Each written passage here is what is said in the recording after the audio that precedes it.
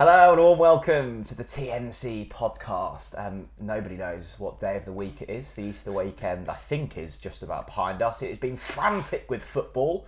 A win, a loss, and a big game ahead. Chris Reeve, how's your voice? Because on the video that we filmed together post Plymouth, everyone was going, well, Chris was obviously shouting rather loud because your voice was in tatters. Yeah, that's what your voice should be after a game of football. That's why we never see you post-match, because you're back home with your lozenges and your... That's exactly why we wait a couple of days to film the podcast. People are like, oh, why didn't you get the podcast out sooner? It's because I don't have a bloody voice. That's good. Good win. Solid win. Got through it. Just one of those games where we just needed to win. But, you know, with the added caveat of Plymouth are Plymouth. Are we starting that, are we? Plymouth are Well, Plymouth? no. Birmingham are Birmingham, and that will always be the case. Yeah. But you have to remember Plymouth, Rotherham. Yeah. You know, these are the real shit shows of the Championship, aren't they? They beat us 6-2. You know, Rotherham were relegated over the weekend. Oh, they were? I'm sure they were. They won, though. They won. Maybe I'm wrong, but I'm sure that they're relegated now. Oh, I'm not sure. Well, I know that they beat Millwall, who we, of course, did lose to away but from it was home. pointless because they've already been relegated. Oh, well, Rotherham... Well, they'll bounce back next season anyway. They always do that. Let's try not to offend any fans before I'm sure we do end up offending those with a blue persuasion later on in the show. Are you full of Easter eggs? Because what I couldn't believe with Chris, I mean, he's ripped, you know, six-pack, big muscles, blah, blah. I walked in to the Reeve mansion on Saturday to be greeted by what could only be described as a wall of Easter eggs. And I'm like, well, I guess to be fair, none of them were open, so maybe they're just for display. Exactly. Could all be a facade. But there's hundreds of these eggs. No. You eat your chocolate, don't you? You eat your Easter eggs. It's got to be done, mate. I tend to live by the rule of healthy during the week, absolute shit show at the weekend. Oh, okay. All right. Pies and beer and whatever at the weekend. But during the week, You're a good boy. keep it clean. Anyway, let's get away from that, please, and let's go. Well, back let's to start with Plymouth, because Yes. you've slagged off Plymouth. Yeah. You've said it was a game that we Appropriately. trotted through, but it Do you know what it we'll did do, feel actually? big. Do you know what, though, actually? Oh God, here we go. Give them their credit. What I will... Yeah, exactly. What I will say is the Plymouth Argyle fans... Brilliant. ...are a credit to their football club. And it takes a lot for me to say that. They came in their numbers despite their horrific away record. Fair play to the... And we can relate to them because they're stuck out on a limb, and so are we. Pasty boys. Yes. No. Like, seriously, their fans deserve credit considering the shit show they are away. Didn't see Pie Face though. No, we didn't clock him. I But think anyway, he was behind the screen because we have obviously we water- can't see parts of Carrow Road because of the... You mean our electric water feature? Exactly. That drips, by the way, from the context. What was he saying? Oh, yes. So we beat Plymouth 2-1, didn't we? Sargent scored, of course he did. Yeah. And Water's wet. Yeah, absolutely. McCallum, we are giving that to him, aren't we? We'll give him that. Definitely wasn't an Yeah, OG. we'll give him that one. Lovely glancing header to take the lead. But I actually think, Jack, the man that yet again deserves all of the plaudits for that 3 points at Carrow Road is Angus Gunn. I think you say Andy Hughes. Angus Gunn, two huge game-changing saves that meant that we got all 3 points because Plymouth certainly had their chances. I was very concerned in the first half, and also at the back end of the second they had a couple of really good chances. Angus, some absolutely outstanding saves yet again, and is showing time after time that he is indeed the best goalkeeper in the Championship. Absolutely. You look at the numbers in terms of goals prevented. Yeah. He is right at the very top. Let's talk about the opening goal because, you know, Plymouth took the lead. Morgan Whittaker, by the way, is a top player, and I think will probably not be at Plymouth next season. Weren't we in for him, or have I made that up? No, we were, but I think he just said, I love Plymouth and I want to go to Plymouth. I mean, fair play. Yeah. Fair play. But he looked kind of a cut above the rest in that one. It was a slightly concerning goal to concede, and I must say, when that went in, I thought, oh, you know, Ipswich ahead, Kiefer Moore, that's going to be an area in which they exploit. And obviously Sorensen was playing that game. He lived off against Leicester, so I can't imagine we'll see him against Ipswich. Yeah. But that height is an issue when he plays, I think, when crosses are thrown into the box. Yeah, look, there's two issues there. One is Jakob, bless his heart, he ain't big enough to be a centre-back. in my humble opinion. I think he is a relatively decent utility player where you can, we've likened him to the filler in a toolbox. He can fill in anywhere. Everyone needs a lungi in their toolbox, That's the right? worst compliment ever. Everyone needs a lungi in their toolbox. No, it's not. I'm complimenting him. I'm saying he can play anywhere, anytime. Stick him in between the sticks. He'll probably do a job. Who's the screwdriver? Anyway. But yes, no, the height is a challenge for Lungi.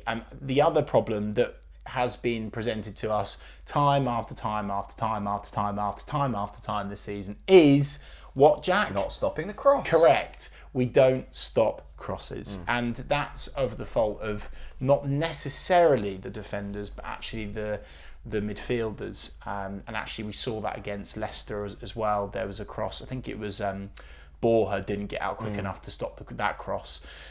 So yeah, no, look, it was a concerning goal to concede. You would like to think that Duffy will be able to header those crosses out against the scum at Carrow Road. But look, he's not match sharp, I think it's fair to say. Duffy. I think we saw that against Leicester. I think he'll probably say that himself, that he needs minutes starting games of football, playing football again.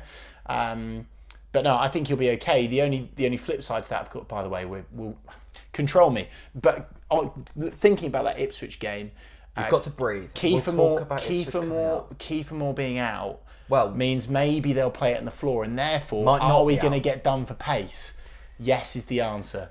Yeah, we'll see about Kiefer Moore's injury. I was chatting to Ben Bloom. Look, we'll have videos of Ben later on in the week on the channel. Always love chatting to Ben. Do you remember when I got all kinds of abuse because we pre-planned refused to shake his hand? We pre-planned a refused handshake, like WWE style, and everyone on the internet melted over it. And they were like, "Oh my god!" I was like, "We literally planned it before.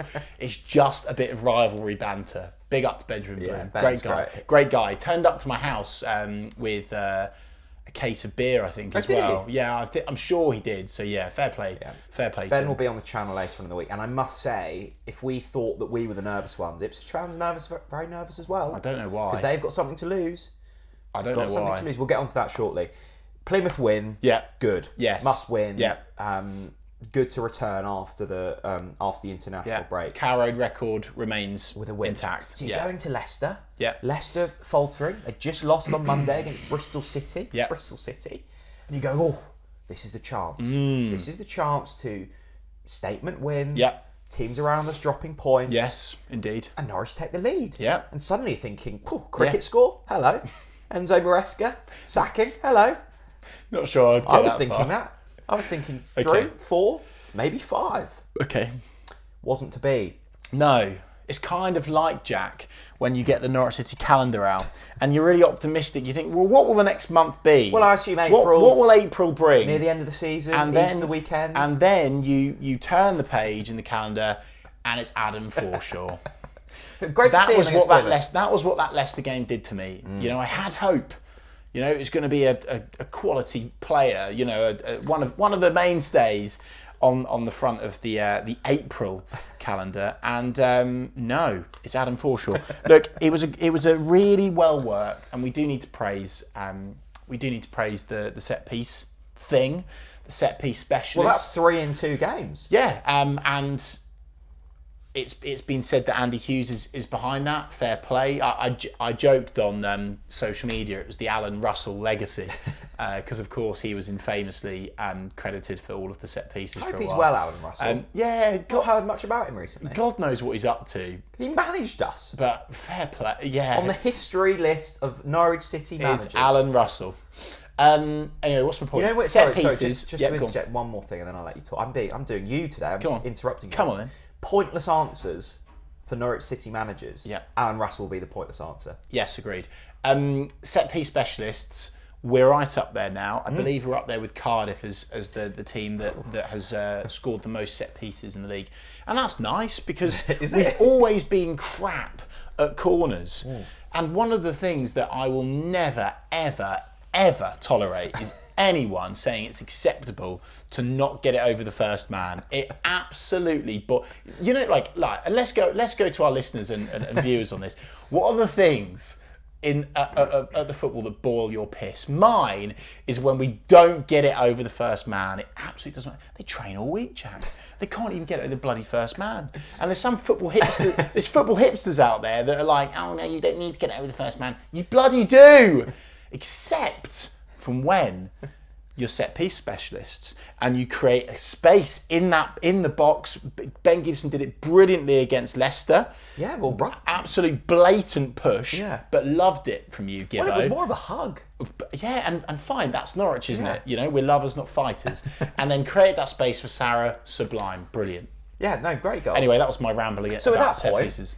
You 1-0 up Yep. against Leicester. Yep. Their home fans start to go, oh, God. Yeah. Are we going to throw away what was an unassailable lead? Bearing in mind they've already got their clap banners out. They're on the back foot. Mm-hmm. Now let's punish them. Yeah. Signs, Sarah and Sargent, Norwich City's triple S. So what do? Park 11 behind the ball and invite them on. What is it with Norwich away from home? The games that pops in my head. Watford, 2-0 lead. Throw it away. Oh, don't. Can you not go through these? Leicester. Go ahead, throw it away. Yeah. There's other games in there. Yes. What is it? It's not only if it was like at home and away, you could almost understand it. Yes. Because it's the way that we do it. Agreed. Yeah. At home, it's not like that anymore. We take the lead and we keep going. Yeah. What's the reason? Because I've been sat here for the last 2 days trying to work out. People keep asking me, particularly going into these Ipswich games, why is your away for? Third best home record in the division, 19th worst away from home. Well, the eye test to me says that it's individual quality that's helping us win games. Individual moments of magic is what I mean there, Jack. So, a Johnny Rowe, a Borja Signs maybe takes it past two and then pops one in from the outside the box. A surging Sargent run, but it doesn't feel like it's part of necessarily a well-oiled system. Maybe that's me being a bit harsh. This is away from home. Away from home, I think we play with so much fear. And even when we go a goal ahead, that should be the moment when we go again and we go again and we go again. And actually, do you know what? If we conceded off the back of trying to attack it, Norwich fans want to see a Norwich team that goes for it. Those are the teams that we've fallen in love with. Well, and over that's the years, our strengths right? in this squad. The only team that you could maybe say that was super successful, and obviously won the title, the championship title, and was balanced and had a great defence was Nigel Worthington's side with the likes of Malky, Flem, Jury, Edworthy. Very different game then, though, isn't it? Exactly. Hucks are obviously attacking. Dean Ashton and Leon Mackenzie up front, etc., etc. The list goes on. Ewan Roberts. Anyway, I've listened to the whole team. Great team. We play with fear. It's the approach to the game I felt was actually right in terms of the way that we went into it was correct. The team that we played, I think, was the right team. You could obviously make a debate around Jakob Sorensen and Shane Duffy. Obviously, that was taken out of David Wagner's hands anyway. But yeah, you go a goal ahead, Jack. Like, fucking come on. Let's keep going. And it's one of those problems that we've highlighted time after time this season is the mentality. I think we worry so much. When we go a goal ahead and we're getting a stranglehold of the game, as you say, the Leicester fans were like, oh my God, like we're going to lose another game here. And I'm so confident that the Norwich players were smelling blood at that point. We were actually having, I think we were having some decent spells of possession, some decent patterns of play in Leicester's half. As soon as we opted for fear, you just invite them on. And when a team like Leicester of their quality, with their Premier League quality, I mean, it's Drewsby Hall, am I pronouncing that correct? Exceptional. Who's the lad? Mavadidi out on the wing. A player that was toured around Colney this summer, just gone. It was again exceptional talent. You cannot give them time on the ball to hurt you. If not, they will. And I guess this is the concern because one would hope now that we do finish in the top six. And I think it's in our hands to lose.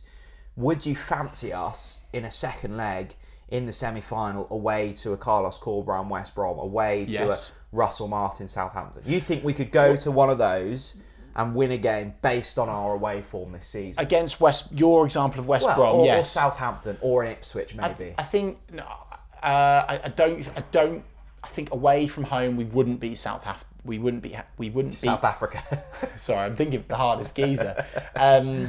We wouldn't beat Southampton away. We would beat West Brom home and away. Do you think? They're monumentally average. I'm not sure, mate. They are. I'm not sure. Well, look, we've beat them home and away this season. We haven't away from home. We definitely Oh, no, lost. we didn't. We lost. And that was a stinking as well. Sorry, yeah, we did lose that game. Borja got sent off. Boxing Day. Oh, dear. I'll allow you to forget that one. Anyway, apologies.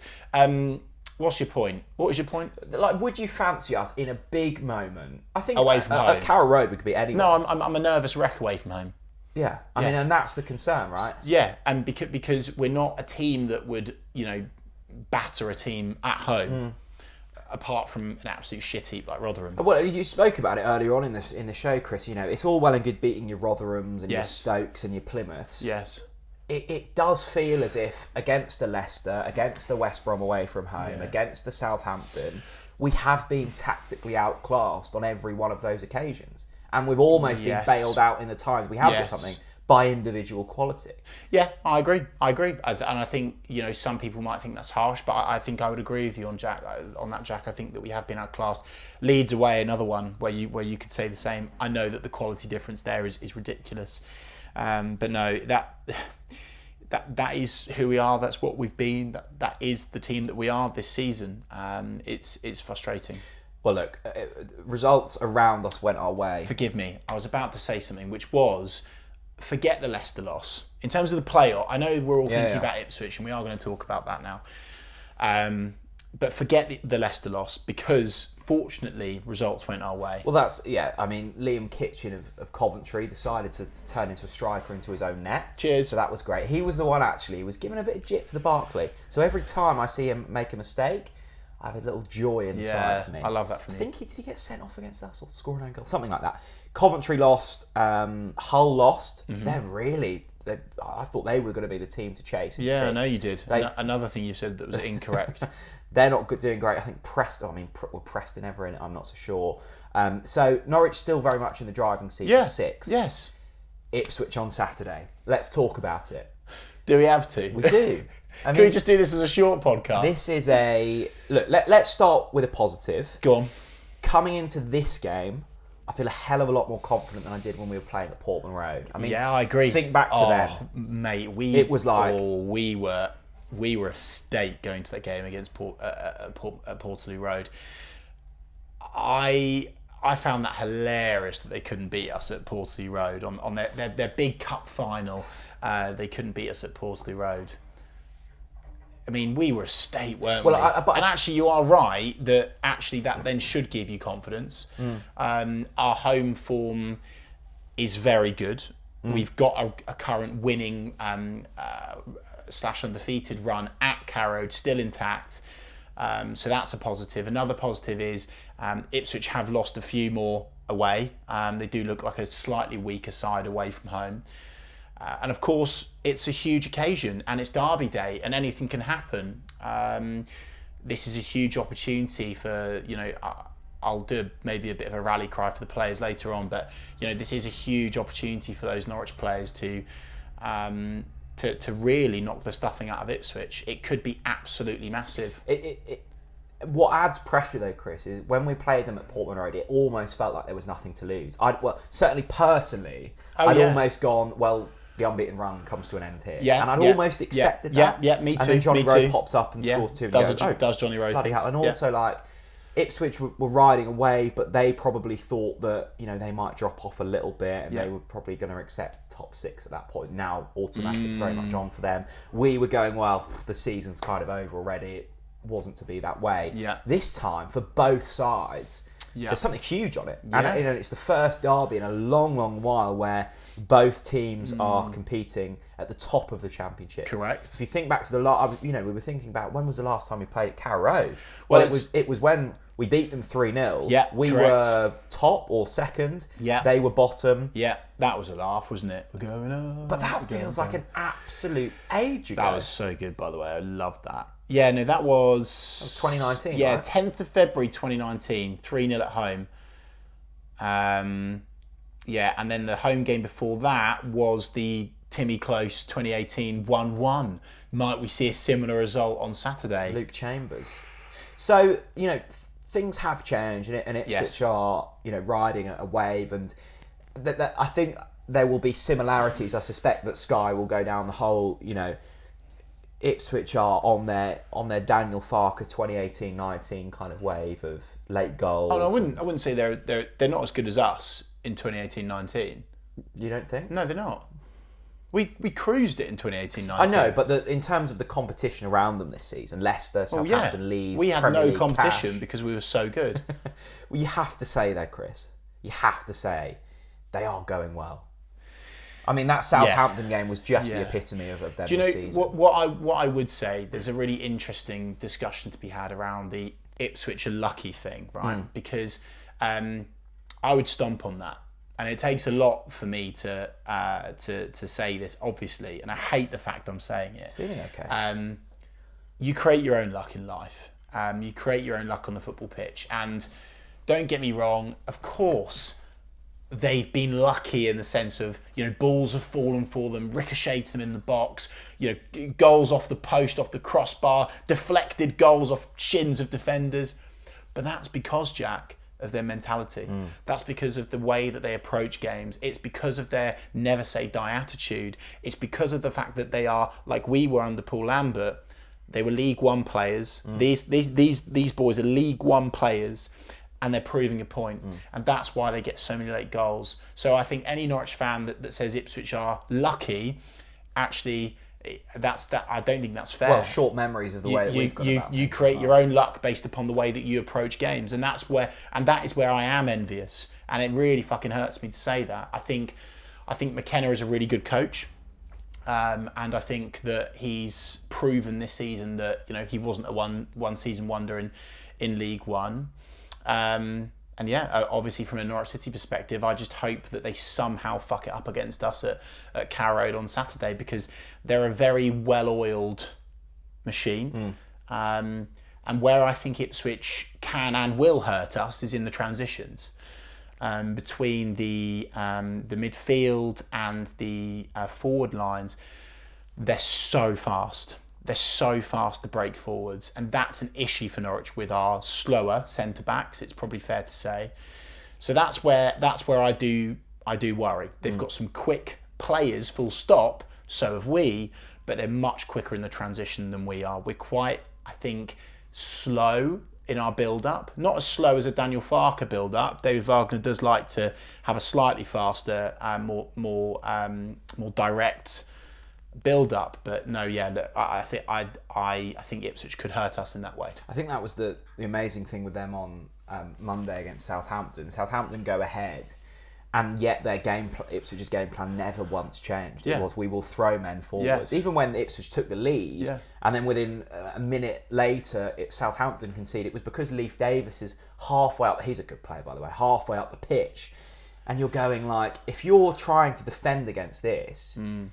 Not only do Ipswich know themselves that they can push and grab goals late on, and that's brilliant for mentality. But when you're the opposition, you're almost expecting the inevitable. You're going, well, we know what's coming here, and that's a really scary thought. And that's really tricky defending. What I would say, and this is the hope for Norwich, and I think particularly at Carrow Road, they do concede goals. They're not watertight. They do play with their wing backs incredibly high up the pitch. There is room in behind. I don't rate their centre backs at all. But if you get a McCallum and a Stacey forwards, and you've got Borja, and you've got Gabby Sauer, you've got Josh Sargent, there is room there for us to hurt them. And we have to be incredibly brave. Oh no, absolutely, Jack. I think we will be brave at home.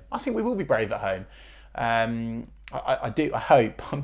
Please, David. But David we have to play to our strengths. Of course, if we sit mate. off, oh God, they're going to hurt us. 100%, mate. You can basically say, and I do mean this. If we go into this defensively, staying quote unquote compact, parking the Wagner wagon, putting 11 men behind the ball, you can kiss goodbye to the 15-year record, because they will go and they will go and they will go and they will not stop and they will hurt us. So yes, we have to be brave. And by the way, I don't want people to think that I may be down in the dumps or being negative here. I agree with you, Jack. I know we can hurt Ipswich on Saturday. Hard. Let's see what... But it's that other side. It's the mentality. It's their approach to the game. It's the late goals. It's going to be tough. Let's see what the mood on Twitter is like. I'm hoping, Chris, that the mood is positive and optimistic on Twitter because... Yes, me too. You might even be able to tell in my voice, the butterflies are starting to set in. The nerves have kicked in. And whenever someone mentions East Anglian Derby, my blood runs cold. There is something... It's worse at Carrow because of where we sit and the unbeaten run and the history that comes with this game. I don't like. I don't like once we're in motion. Yeah, I'm kind of okay. Oh, I'm not. I'm kind of okay. The lead up is the worst. I'm not. Honestly, I'm not for the whole time until that final whistle is blown. What I would say is, and obviously I've loved and I've milked it dry. This 15-year run, oh my God, glorious. You know, most of the Ipswich fan base have grown up half supporting Chelsea, Tottenham, Spurs, Arsenal, Manchester United, Chelsea, because they've just given up. They just gave up on Ipswich because they were so shit. Like the last time they did anything was in black and white. Like that's how shit they've been. So I've really enjoyed this 15-year run, but I'm slightly jealous of derbies where it's one for you, one for us. Do you know what I mean? Like teams where either one of them can beat each other. Like I've loved the run, but in terms of the nerves, if this 15-year run wasn't in place, you'd kind of be a bit more chest puffed out going into it. But from a Norwich City perspective, it just feels like there's so much more to lose. Whereas from an Ipswich perspective, they've got everything to gain, in my opinion.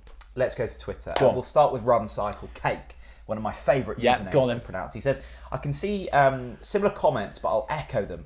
Wagner has a plan A, and when it works, it's brilliant. Yeah. But needing to evolve before or in a game, and he comes up short. That's why he's a playoff/mid-table championship manager. Yes. And if we are honest, that's what Norwich City are right now. Yeah, I agree with that. I would actually also add on top of that yes, plan A can work, but also plan A can crumble. So even if plan A does work, like it did away at Leicester, it was working plan A, but then it just crumbled because we decided to change plan A to plan B before plan A needed to be changed. Well, Did that make sense? That's the inability to change in game, and I think that's been my frustration with Wagner all along. I keep harping back to this point of, this is a very talented squad. Best goalkeeper in the division, best striker in the division, best midfielder in the division. That's your core. Yeah. It is. Yeah. Best goals per minute. Best numbers in terms Facts of don't care about feelings, as we've said. And the best goalkeeper. So there is an argument of quality almost getting you out of a fairly poor system. Yes. When Norwich get going, they look great. Yeah. And it's free-flowing and it's great. And that has been the case over the last few months. I just do worry if we were to get in the playoffs, we are going to be picked apart. That's my concern. Right, okay. And what I will say for balance, because there is a bunch of people that for some reason have pinned me to the I hate David Wagner. I don't. I really respect him. I really like David. We've obviously interviewed him on the podcast. I really like the football that he wants to play. But what's my point? My point is that we do have to praise the brilliant run that we've been on, particularly at home. You cannot take that away from David Wagner. You have to praise the system. You have to praise the approach to those games. Of course, the players on the pitch have done the job, but actually, although we're saying we threw it away against Leicester, we invited them on, that's one game in so many games where actually David Wagner has actually done very, very well, has really turned the tide, turned the corner, and has got us into a position now where we've actually got something to play for. So yes, we're criticising David Wagner for the Leicester tactics, but I will certainly praise David Wagner hugely for the brilliant run that we've been on of late before Leicester that has meant that we've now got something to play for. What about this? Jack, from Falcon17 on X. Question. Given the nature of his injury, is this the last year we will see Hanley in a City shirt? Yes, he came back for Feb, but now has another injury. If it is his last year, should we get a Guard of Honour test? Blimey. Guard of Honour. Wow. Well, what I would say is I I think it's going to be really interesting, Jack, what happens this summer. Ben Napper's got his work cut out, because if we don't go up, surely we're going to see at least 3 of our top players leave, in terms of a Gabriel Sarah, a Josh Sargent. It's going to be so hard to keep those. I mean, Angus, even Borja, there's so many players. It's going to be tough to keep. Yeah. So that's a challenge. But also linked to this Hanley point, there's going to surely be some churn as well. Obviously, there's 6 players out of contract. How many of those will have their contracts renewed? I don't think many. So we're going to have to sign a lot of players. So it's going to be really interesting to see what happens. So what's your opinion with regards to Grant Hanley to respond to that point, Jack? I think the first point of that, I think churn is healthy to an extent. And I think having that freshen up is good. You look at the lone players at the moment in Abu Kamara and Brad Hills. There's clearly talent there. Keeping hold of them is another issue, but there's talent out there. I feel sorry for Grant Hanley, and I think we probably have seen his last games in a Norwich. I mean, he'd done his Achilles, didn't he? And I mean, that's difficult to recover from if you're just a civilian and you're trying to walk about, let alone compete at an elite level of football. And I think, you speak to, Dean Ashton, a great example. You have a serious injury, recovering is one thing, then having the trust in your body to go, I will go at full capacity. Very true. It's almost a mental thing as well, and that's really difficult. I think on his day, when we first signed Grant Hanley, an exceptional defender at this level. Quick, physical, good in the air, good passer of the ball. Great leader. Good leader, like kind of the complete centre-back in terms of what you want in a championship side. I think recovering from those types of injuries is incredibly difficult. I don't think we'll ever see him back to his best, and that's a real shame. Is his contract up at the end of this summer, or is it? I don't think so.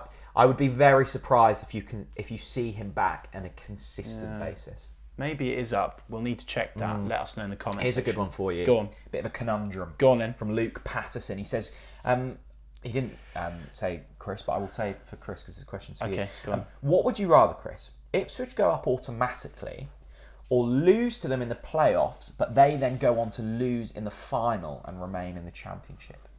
Hang on, say that again. Would you rather Ipswich go up automatically? Yeah. Or and what about us? Well, we'll get onto that. Right. Well, we're in the playoffs. Right, okay. Or lose to them in the playoffs, semi-finals, and Yeah. they then go on to lose in the final.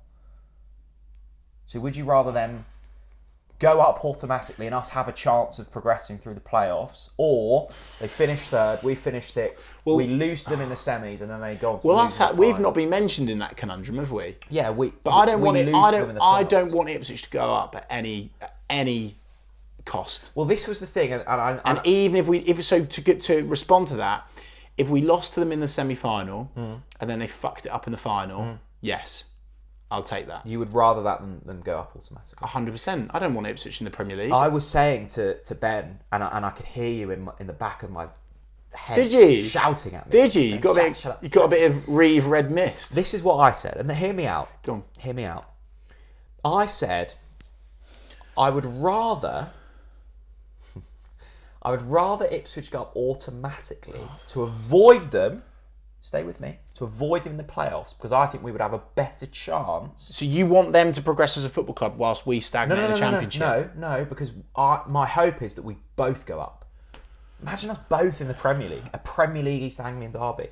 Because I think avoiding them in the playoffs, we've got a better chance. Well, look, of course it would be lovely if in that conundrum Norwich go up, then fine, I'll take Ipswich going up. If we go up, I'll take it. But this is my thing. But that's not the conundrum. Yeah. I would rather avoid them in the playoffs, and I don't think that, because if they don't go up automatically, they finish third. Yeah. I can't see us finishing fifth, so we have them in the semis, Look, and that petrifies me. It is. It is. Yeah, it's very concerning. What about this from Finn Brown, who's chucked in a rave, which is just a load of stats actually from Finn Brown. Rave at home. Pre-Samba, of course, Samba de Janeiro, 9 wins, 60% win rate, 1.53 goals per game. Post-Samba, so obviously since Samba de Janeiro has become our goal music, 6 wins, 100% win rate, 2.67 goals per game. a banger to send the boisterous Blues back home to Portaloo Road on Saturday. Well, I love that from you. That last statement, Finn, has really got me going. Samba de Janeiro. It absolutely has been the magic ingredient at home, isn't it, Jack? It's certainly got its airtime, hasn't it? And I hope that we're not paying royalties based on every time it's played, because we're going to be bankrupt as a club soon. Look, I enjoy it. It boils the piss, in the words of Chris Reeve, of the opposition fans. You know, once you've just conceded, the last thing you want to hear is goal music, particularly Samba. Good. Yeah, but good. Yeah, good. Yeah, I'm saying that. And do you know what? I'm not saying it's not tin pot. It is. Yeah. But it's our tin pot. Yes. And I love the fact that opposition fans get wound up by it. Like, that's what we should be doing. We should be doing everything in our power to wind up opposition players. What about this from Finley? And there's a lot of questions around Sam McCallum. Some really harsh comments where you would say he's under the magnifying glass at the moment. There's a lot of conversation, Jack, around the fact that he's very good going forwards, not so good defensively. And Finley said, question, system issue or McCallum poor defensively? Don't think I would renew. It's a really interesting point from Finley. What's your thoughts on Sam McCallum, Jack? Because, of course, he basically got the winner against Plymouth. Yeah, he did. And look, I think, if Leif Davis at Ipswich gets so many plaudits because of his ability to, he's a left back, but he scores so many goals and he gets so many assists, but he was at fault for Southampton's first. He was miles out of position, but he gets kind of these plaudits, and I think he is a far better player than Sam McCallum. But he's a similar type of player to McCallum in a sense of similar skill sets, yeah. McCallum's always looking to win the ball high up the pitch. I think he gets in some really good attacking areas, and I think actually his final product is pretty good. Yeah. My frustration with McCallum comes from a defensive point, and as a left back, that's quite a crucial part of your game. My biggest position isn't necessarily him being out of position; it's his seeming kind of desire to get back into position. Right. Okay. And so often, So you're saying he doesn't track back as much as you would like him to? I just see it. I don't see the intensity to track back. I see him kind of plodding back, and that's really frustrating. And maybe it's a system thing where your centre backs peel off, and Nunes drops in, and they cover for him. Yeah, maybe, but I guess that the Plymouth goal. Where does the cross come from? Comes from out his side. Where does the Leicester opener come from? Comes from out his side. So you think teams are targeting that position? I think so, because he's so high up the pitch. And look, when it works, it works brilliantly. Yeah. My concern is, and he did play against Ipswich, didn't he? Because Dimi Anulis was injured. I think got injured in the warm up or came off early. And for the first 45 minutes of that game, we were very lucky not to be behind more than we were, because McCallum every time getting caught out of positions. That worries me. I think against better opposition, you will get found out. The thing that I need to sort of push against with regards to some of the stuff that's being said about Sam and actually also some of the other young players in this Norwich City side. This is the first point, which might come across as a bit of an excuse, but I think it's valid. In very quick succession, we've had failure after failure after failure, meaning Daniel Farker in the Premier League couldn't win a game for Toffee. Yeah, I think, what was it, 10 defeats in a row or something ridiculous? Or he hadn't won in 10. Then we had then we had Smith Ball, which was interesting to say the least. And then, of course, what's happened under David Wagner is he has opted with Stuart Webber to get more senior players in at the football club. So therefore, minutes for younger players have become less and less and less and less. And of course, in recent months, that transition has started to change because of the arrival of Ben Napper. I have no doubt that's the reason why. But so my point here is, Jack, and what I would add is, and in Sam's case, Dimi Anulis has been in there, right? Sam's not had, in my opinion, a whole load of minutes for you to say is, I just think some of the stuff that's being said about Sam is particularly harsh. Yeah. And there's a very, very good player in there with Sam McCallum. And actually, he looks like one of the better younger players that we've seen play for Norwich City this season. And, going forwards, he looks brilliant, right? And I know that he's a defender, but actually, as a wing-back, a modern full-back, they need to be able to do that, right? They need to be able to do that forward bit. So actually, with a bit of actual good coaching, I think that Sam, with a bit of experience, a bit of support, let's not throw Sam McCallum under the bus. because actually for the time being, if we know he's really good going forwards, then actually I think to then get back to that original point, the system should try to accommodate for the fact that, you know, Sam might take a little bit longer to get back to position. Well, look, maybe I'm standing on Sam's side too much here, but I just think that some of the stuff that's being said about Sam McCallum is way too far. Like, he's a young player. We want him to flourish. We need to support him, right? Yes, teams might be targeting that position at the moment, but in the meantime, the centre backs can, as you say, Jack, they can go out wide and they can try to cover for him as much as possible. I think it is a coaching and a system thing, because you look on the other side, Jack Stacey. I mean, he's been caught out of position times this season. Yeah.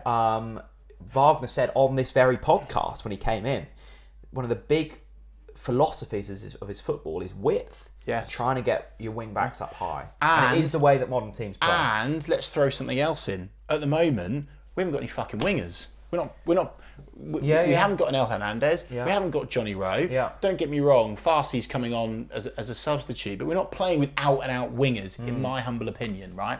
So therefore, you want Sam McCallum and Jack Stacey to almost become those wingers, to provide the width in the place of those injuries. Again, it goes back to that injury problem. Sam's certainly not, you know, the single problem in this Norwich City side. The problems that we've already highlighted in this podcast itself, Jack, our centre-backs have been caught out of position way too often. We've had at least 75 different centre-back pairings this season, and also we're not stopping crosses. So that doesn't necessarily come down to, it's Sam McCallum. Like, I think that's incredibly harsh. Yeah, and look, I suspect if McCallum was told by Wagner to sit a little deeper, he would remain in position. But he's obviously being told to interesting. Yeah, that's actually an interesting point as well, Jack. I think it is a system thing, but I would like to see him just give it a bit more to actually to maybe let's reflect on what we've said in this podcast. We're saying we want a Norwich City side to go and attack games and give it to the opposition and try and score goals. And therefore, you want those wing backs to come forwards in the missing place of the wingers who are injured. Ollie, what about this? Ollie says, question, why do we do this to ourselves? Because it's in our blood, Ollie. Bravo, win or die. In what's that in reference to? Just supporting Norwich, I think. It's difficult, isn't it? It is difficult. And it kind of relates to Jack right here, good old Jack. He says, inferiority complex football in full swing once again. Positively attack the lesser lights, but then so scared against the better sides. Our attackers were parked halfway in our half. Once again, embarrassing on Sky TV. Does seem to be an issue on Sky this year, and I think that's true. Someone wrote here. Let's hope not, because Sky are covering the game on Saturday. Let me try and find it here somewhere. This is good one from Dom Spencer. Go on then. Instead of recoiling in fear of Leicester's ex-Premier League footballers, maybe someone on the Norwich staff should have mentioned that 7 of our 11 starting players on Monday have played in the Premier League, and 2 of the others are Sarah and Sainz. So, yes, the money they've spent, and look, the Leicester accounts have just come out. Oh, they don't look good. They really don't look good. I think £200 million loss in the last couple of years, so stick that in your pipe. But it did feel, Chris, as if we were scared. And I don't want to see our Norwich side scared. Of course. I want to see us battling against those boys. I know. And it does just come down to that mentality point again, doesn't it? So let's hope that it's not the case against Ipswich on Saturday. Let's go through some Derby Day delights. Go on. And let's go through a few of our favourite moments. Yeah, come on then. And, let's do that. Ahead of Saturday. Let's do that. Best Derby goal of all time. And look, let's probably caveat this with saying in our lifetime, because I'm sure there was a goal against him in like 1936 that we've not seen. Well, look, let's push this out to you guys. Let us know your best Derby Day goal of all time. We want to hear it from you. I think you have to think about the moment, the game. You know, I'm sure people will say Timmy Close's last gasp equaliser. Of course, that sumptuous Hanley cross. For me, in terms of the goal itself, the beauty of the goal, the venom behind the shot, it was Super Bradley Johnson at home against Ipswich. I mean, he literally, the River End net has never recovered from that goal from Bradley Johnson. What's your favourite that Derby one goal? pops to mind, and when that was scored, I used to sit at that end in the upper tier. Yeah. And I've never seen a ball struck as well, as good. pure, as hard as that. Yeah. Honestly, the moment in which it left his boots, the time it was past Bilikovsky, it was like that. Yeah. It was the cameras couldn't keep up with it. It was so sweet. The other one that pops to mind for me is the Redmond goal in the playoffs. Yes. I think they just equalised. I think Tommy Smith had just equalised for them or something like that. Yeah. And you've suddenly gone from going, we're cruising to Wembley to, shit, they're going to do something here. Because there was a feeling going into that game. I think we'd drawn the first leg at Portman Road. Yeah. But that Ipswich team was so far off that Norwich team. And there was a few moments, I think there was literally like 5 minutes between the goals, where you're going, oh no, they're going to pull something off. Mick McCarthy sort of pulled something off. And up pops Redmond. It was a crisp strike, that brilliant celebration with Wes in front of the Barclay end. That was a moment of relief. It was a playoff semi-final against your rivals. What about Wes's penalty though in that very game? And I think actually as well with that Wes penalty, the roar from him in the celebration. Wes was quite a cool customer, wasn't he? Yeah. And he never quite saw that emotion. Cool. That meant a lot to him. That game in general was sublime. Let us know your favourite Derby Day goal. What's the next question? Best Derby win of all time. So what's the best win, bloody Nora? In our supporting lifetimes. So I think you're going to say the semi-final. Well, I know which one you're going to say, and I think it's probably between the two, isn't it? Okay, although the playoff semi-final win was, amazing. Like we have won one of the biggest derbies of all time. The other one, of course, it was the semi-final of the League Cup, wasn't it? It was Steve Bruce, back in the day. But for me, it's that 5-1 away. It's that 5-1 away. We absolutely battered them, embarrassed them. And that was a moment in the two clubs' history where it was starting to change. Yeah, our dominance was starting to kind of show. Yeah, agreed. And that felt like a real changing in. I mean, it was just they were so shit that day. Yeah. Like there's been wins where there's been really good Derby Day wins, but they were so shit. That's the reason why I loved it so much. Just an iconic team as well with Jackson and Holty and Russ. And, I think everyone in their journey as a football fan has that team that they really hold on to. Yeah, and that's the one. And have nostalgia. And for me, that was the one. I was at what an about the 4-1 at home, though? The 4-1 at home. Like, Holty with his moustache. Well, I'm going to come on to that in a moment. Oh, okay, go on then.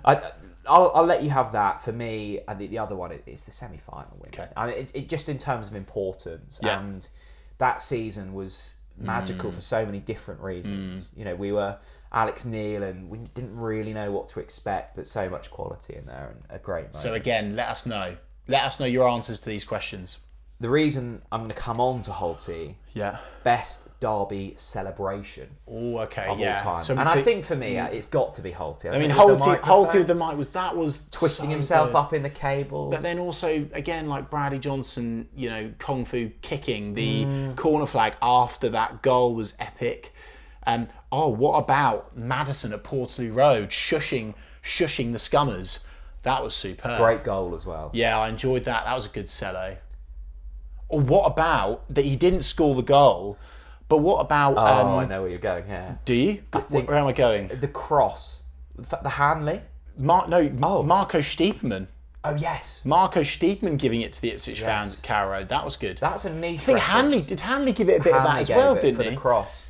Yeah. There's been a few good All ones. sorts of celebrations. There's been a lot of goals. That's no use. I think the Redmond leap after he scored in the semi-final, that was good as well. In terms of nonchalance, Cameron Jerome. That was a long word for you. Well done. I probably didn't pronounce it right. Cameron Jerome, the opener, or was it the winner? I can't remember. No, it's to seal it. The salute. The salute to the Barclay. It's like, well, yeah, that's what I do. Yeah. I loved Cameron Jerome. Yeah, and one of my favourite podcasts actually was with Cameron Jerome. I loved speaking with him. Great Such a good guy. Great player. We'll finish with the funniest Derby moment of all time. And I guess you can take funniest in whichever way you like. Yeah. For me, there's only one. Go on. For me, there's only one. The funniest Derby Day moment of all time is... It's that Tim Close goal. Right, Because, okay. I'm surprised. I think there's two more. Just in terms of laugh out loud hilarity. Okay. Luke Chambers had to be him scoring at the River End, 89th minute. I think we all forget how late it was. And we've turned to each other in the Barclay and gone, there we go. It's happened. It's over. Luke Chambers, the script is written. He's given it Billy Big Bollocks all week. Fist pump Chambo. Well done. Yeah. Good on you, mate. You know, you've spoken up to the hype, much like Johnny Rowe did at Portman Road. Only for a Grant Hanley super run, delightful cross on the skull of Tim Closer. Yeah. It's happened again. Yeah. Quite right, Brenner Woolley of BBC Radio Stuff. It's happened again. There was nothing really riding on the game. It was a mid-table championship clash. If there was one game that Ipswich were going to win, it was going to be that one, and still it didn't happen. The BBC Radio Stuff commentary of when are they ever going to beat them, or something like that? Yeah. When are we ever going to beat them? I think just one of those. There was nothing riding on it. It was just funny. So that's where I think you're right, but you're wrong. Okay. I think that sits in third place. Okay. Okay. Yeah. You've forgotten two classics. Right. Okay. Classics. Okay. The second funniest moment in the East Anglian Derby history for me was Paul Lambert getting sent off. Yeah. And of course Daniel Farker's wink. Paul Lambert getting sent off was fucking phenomenal. That was so funny. So that's the second place. That was brilliant. That's the second place. What's first? And I tell you the first one. And maybe people have forgotten about this. I certainly haven't. Ipswich come to Carrow Road. Yeah. Yeah. They score. And the manager of Ipswich Town at the time is Mick McCarthy. Yeah, great one. Mick McCarthy, brilliant. The Ipswich manager, tells the Ipswich fans to fuck off. Fuck off. Do you remember? Fuck off. Brilliant. That was hilarious. So, Timmy Close, let's put him in third. Second, Paul Lambert getting sent off. Yeah. Mick McCarthy telling the Ipswich fans to fuck off in first place. But let us know your funniest Derby Day moments. I'll let you have that one. Let us know your funniest moments. That was brilliant because that was in that game. It was the Chambers goal, wasn't it? Was it? Okay, it was the Chambers goal. And you've gone, not only do we hate Ipswich, their own manager hates them. And they hated Mick. So good. It was a lovely complexion of just hatred. It was just comedy for so many years. It was comedy. That was great. That's why That is why I'm fearing this weekend, because they are no longer a comedy sketch. It was the passion behind the fuck off. Yeah. To your own fans. They were just an absolute circus, weren't they? They were a circus, and now sadly they are not. Love Mick McCarthy. Okay, let's finish off this podcast. Some predictions. I don't know what Mick McCarthy. Sorry. Just a quick tangent. In fact, I'm not sure I'm going to be able to. In fact, fuck it, I'll say it. Oh God. Do you know? In fact, no, I'm not going to say it. But speaking of Mick McCarthy, it's made me think about former Ipswich managers, and obviously people would say, Jim Magilton, and I just had Paul Jewell, Roy Keane, legend, and Roy Keane popped up, and I remembered the Roy Keane chant. Which I can't even remember it. Keno. Yeah. That one. Yeah, okay, we'll leave it there. Fill in the blanks. What was your question to finish? Prediction. Saturday. Don't do this. 12:30. Well, look, I'll bite your hand off for a draw now. Would you? Absolutely. I mean, what do you want? Money wise, honestly, I would love a draw. Just as long as we don't lose and we keep our Derby Day record. I think a draw probably suits both teams because they are a much no. It doesn't suit Ipswich. They need to win every game to win the title, mate. Yeah, but I think just avoiding. I think in these games it is avoiding defeat, isn't it? Well, yeah, all right. So then, in which case, we'll lose because when Norwich approach the game to avoid defeat, we lose. Yeah, you're right. But look, I know that there'll be lots of Norwich fans that'll be like, "Oh, come on, lads," and I want to channel that, but I would take a draw. So my hopeful prediction is 2-2. A Desmond. I think Oh, well, it's probably going to be 0-0 now. I think the only guarantee of this is there will be goals. Mate, it ain't going to be 0-0. There is no. This is not going to be 0-0. No way. I think you've got, in terms of East Anglian Derby, you've got the two best sides in terms of Ipswich and Norwich for a long while. Norwich have to be brave. They have to go for it. Yeah. Because as we've said throughout this, if you sit back against this Kieran McKenna side, you will be beaten and you will be embarrassed. Yes. And we got away with one at Portman Road. They missed a whole host of chances at 0-0, and even when they took the lead. Yeah. A couple of individual bits of quality from Johnny Rowe. So let's finish with a rally cry from both of us, right? And your rallying cry, is to the Norwich City supporters, and my rallying cry is going to be to the Norwich players. Well, look, I think there have been season-defining games throughout this season, and I think in a lot of them we've come out on top. This is another. This sets a tone. This sets the mood going into, hopefully, a playoff campaign. And if you go into that campaign fresh in the mind of beating one of the best sides in the Championship, or even avoiding defeat, that sets you up well. You know that you can do it. Let's get behind the boys. Let's back Wagner, even if we go behind, because this will be, a basketball type affair. It's not going to be domination from one side for the whole 90. I don't think will be. So it's going to, momentum will swing in either direction. It's going to be horrible. It's going to be gnarly. Let's try and enjoy it. There's nothing to lose. There's everything to lose. Let's back the boys. Let's hope for the best. Like we did at Portman Road. We went into that one expecting nothing and got something. How good would it be to continue what's been a really good couple of months? To the Norwich City players, this is your time to write your name, to etch your name in Canary folklore forever. Every tackle, every header, every pass, every cross, every shot, you do it with at least 26,000 hearts beating behind it. You fucking bleed for this fucking crest on the shirt on Saturday. You leave it all on the pitch. You get meat on those tackles, yeah? Take them out. Push them into the advertising boards. Do anything and everything to win this fucking game of football. We cannot, should not, and will not let this derby run go now, okay? This is the time to put them off their parapet, yeah? To drag them into the playoffs, to make them look like fools. And you've got the power to do that. It's been a turbulent to disappointing season, it's fair to say, yeah? You've let us down last year. You've started to come good now, all right? So you prove to us that you've got what it takes to be a player at this football club. You prove that you want it. You write your name in folklore on Saturday. You fucking do it for the Norwich players, for the Norwich fans, for your players around you, for your friends, for your family sitting in the stand. Don't you dare let this football club down now. This is your time. It's going to be iconic. 12:30. Go out there and fucking do it. Saturday. We'll see you there.